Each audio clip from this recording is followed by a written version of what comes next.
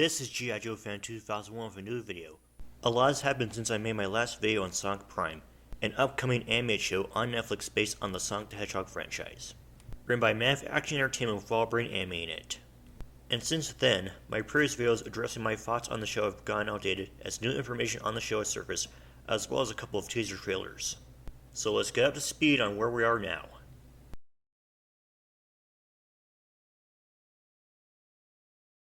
On October 27th, we got the official second teaser trailer for the show. In that trailer, it shows Dr. Eggman going after a gem called the Paradox Prism, with Sonic and his friends showing up to stop him.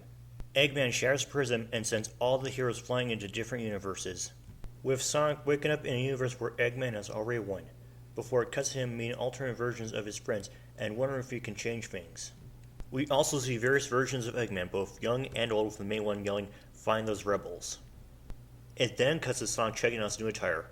The trailer ends with Sonic and the alternate versions of his friends fighting off Eggman's armies of robots.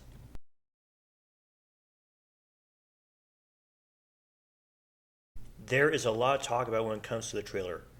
Firstly, this is the first anime show based on Sonic to depict Green Hill Zone, something that appears frequently in the games but has never had an anime debut until now.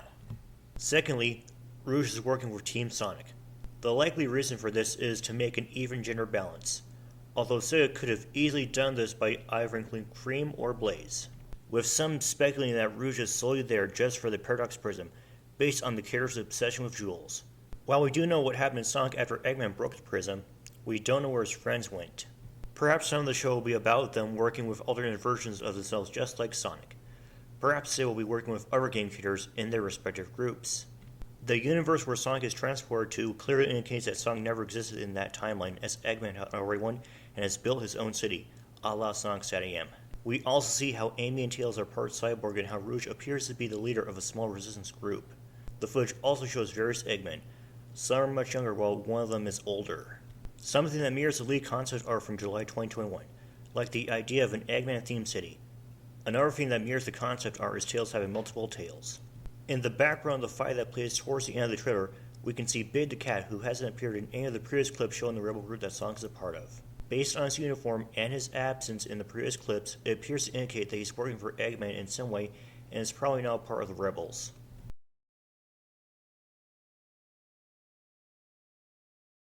It's very obvious that the idea of Eggman taking over the world with only a small rebel group being able to stop him was inspired by the premise of Sonic SatAM, what some consider to be the best Sonic cartoon, only rivaled by Sonic X. I have already expressed my thoughts on SatAM on Reddit and how I found it to be overrated and boring and only dark for its time, but I can't deny the inspiration that Mammoth Action took. Especially since Wildbrain, the animation studio behind the show, is the current owner of Sonic SatAM, along with Adventures of Sonic the Hedgehog and Sonic Underground, with some speculating that this is the reason Sega chose the studio, but more than likely, it just happens to be a crazy coincidence. The SatAM inspiration is more prevalent when you look at Amy and how the idea of her having robotic limbs is clearly inspired by Bunny Rabbit. Given that Mammoth Action is made up of comic book writers, it's possible for them to have read comics from other publishers while writing for their shows. And that would happen to include Archie Sonic, which carried on the legacy of Sonic SatAM after how writers saw that its tone could work in the comics. But some of you may be asking, if Wildbrain is the current owner of Sonic SatAM, and with how their new animated show Sonic Prime is taking inspiration from it, why don't they just bring in the Freedom Fighters instead of having the game characters take their places? I think there are at least 3 reasons why they would do this. The first one being newer fans. Anybody who has gotten into the franchise recently, including myself, or has spent the majority of their childhoods in the 2000s and early 2010s, or is more familiar with the games, won't understand the popularity of Sonic SatAM or the Freedom Fighters, let alone know who Julia White is. Even if they do decide to watch a show out of morbid curiosity, they will suffer some form of culture shock, and they will probably ask something along the lines of, what does this have to do with the games? The second reason is that Sega wants the show to be more game-focused. One of the main criticisms with Archie is how the comic focused more on the Freedom Fighters, particularly Sally, rather than the actual game cast except for Sonic, Tails, and Knuckles. And Sega doesn't want this to happen again. Thirdly, the Freedom Fighters are from a bygone era that Sega is trying to distance themselves from, especially after what happened with Ken Penders and how they ended their relationship with Archie in July 2017. So this gives us 2 options. Number 1, make characters that are XPs of the Freedom Fighters. Or 2. Carry over some of the traits of the Freedom Fighters to the official game cast. And it's clear that they went with the latter and why they did so, as Sega wants consistency while also trying to raise awareness of the brand. So, it makes sense. And when an animator for the show was asked if SatAM and IDW characters were going to appear, he stated that SatAM characters weren't going to appear and he was unsure about characters from other continuities appearing. Though some have argued that the reason the animator said this is due to NDAs, or non-disclosure agreements. Even still, I think the chance of the Freedom Fighters return is very unlikely.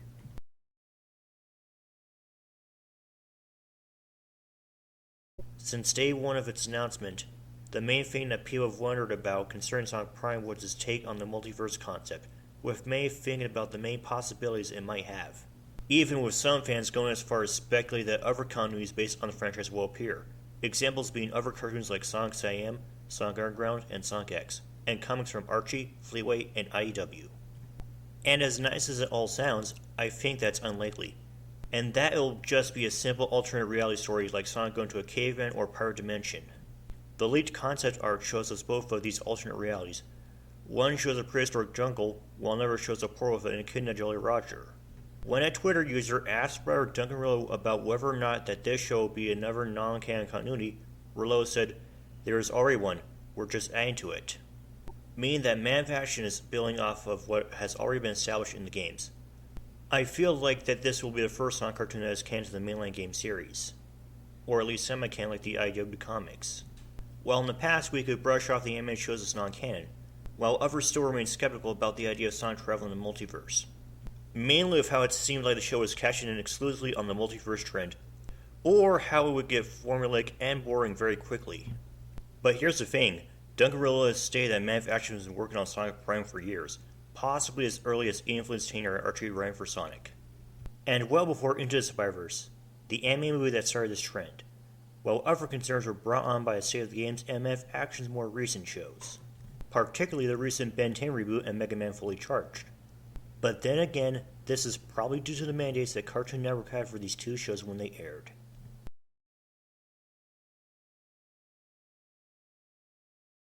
And this concludes part 1 on what has happened since my last video on Sonic Prime.